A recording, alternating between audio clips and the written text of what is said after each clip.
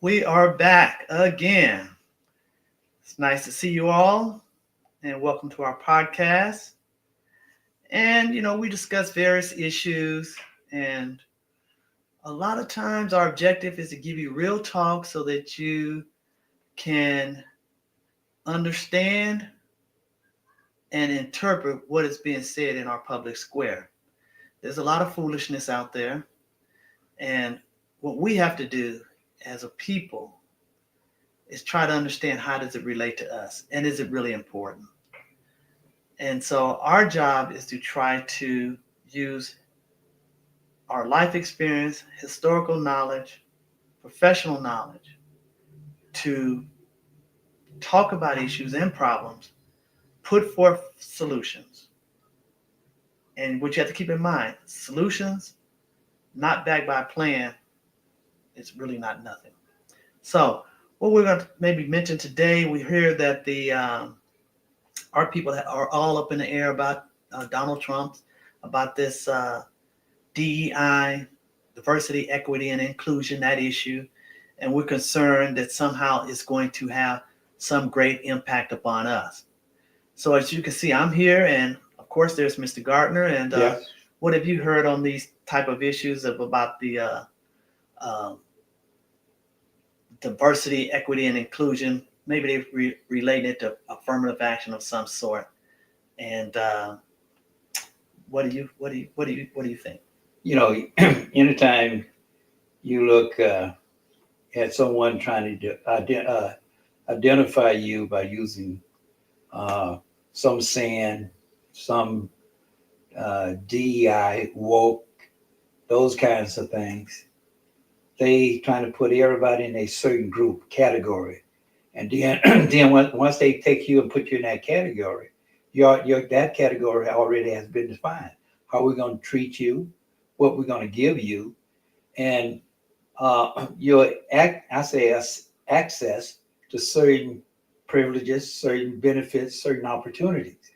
So what I've been hearing about the DEI stuff, it's okay. They say we don't want to hear that anymore. And if I hear it, I'm going to attach that to you. And usually, people that affirmative action, people that we're giving things to, people that maybe got their hands out and want something. And most people that look at us and say, those are the ones that want something. So we control that. So we're going to determine what we're going to give you and what we're not going to give you. But when they start talking about taking away certain things, when they start talking about taking away books, trying to censor what you read, no one will censor what I read. I'm going to read what I want to read. And I want my kids to be able to, and my grandkids, though, I want to be able to read. I want them to be able to discern truth from facts. You know, you get that. Like you always say, most of your knowledge comes from what? Books. Mm-hmm.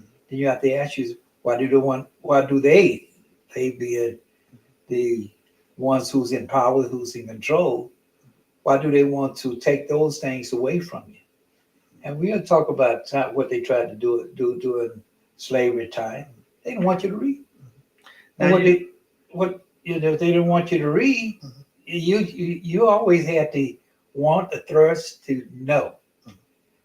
If you see your picture out there on a poster, on a pole or something like that with some writing on the bottom, you know that's you. Right.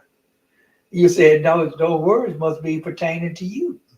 So now, piggybacking on that a little bit and bringing it to the term diversity, equity, inclusion, I think what we have to do is we always have to go back and look in our history and see exactly how appropriate or how realistic are these terms.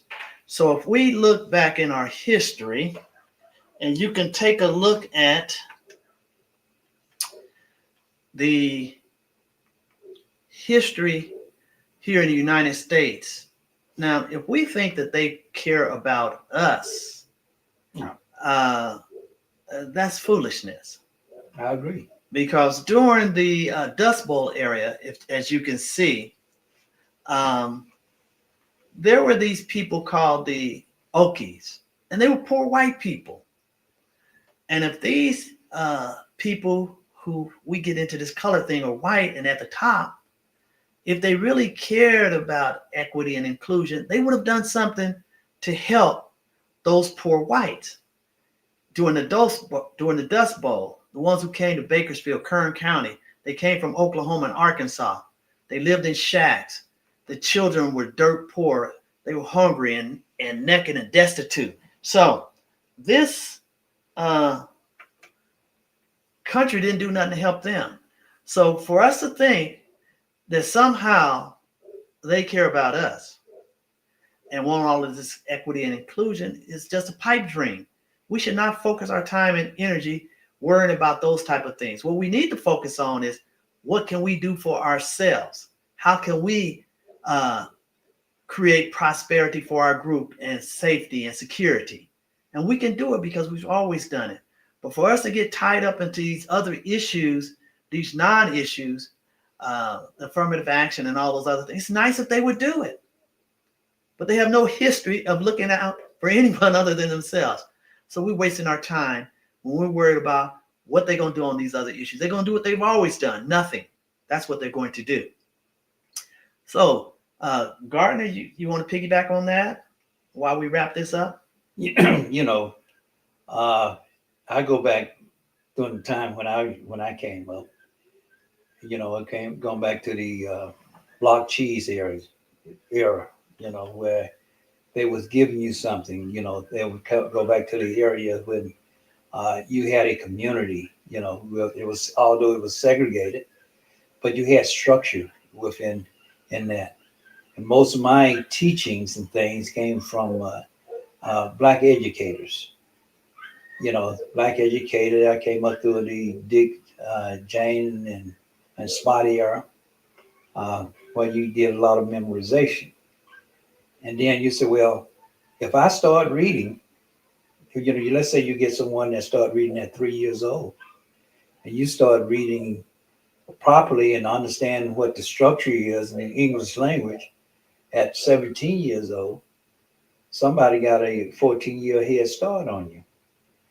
And they have used that, this language, what we call the English language, for years, and they have perfected certain things. They know how to say it, they know how to pronounce, they know how to get meaning.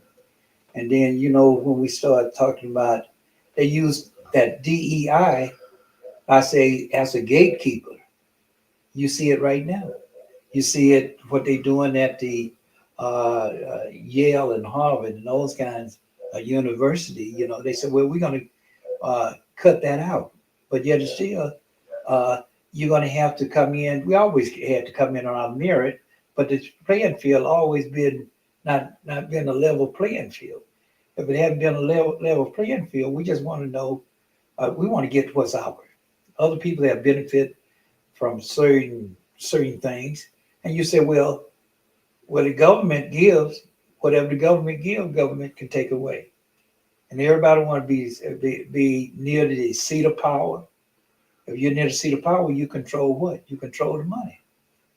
You make the rules, you make the policy, you make the laws.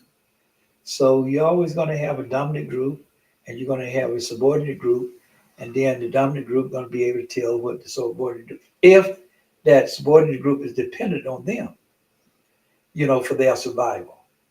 I always say, if someone depend on you to feed their families or yourself, then you become a slave to that someone. And we can't afford to be a slave again to anything. We have to do for self and create for self.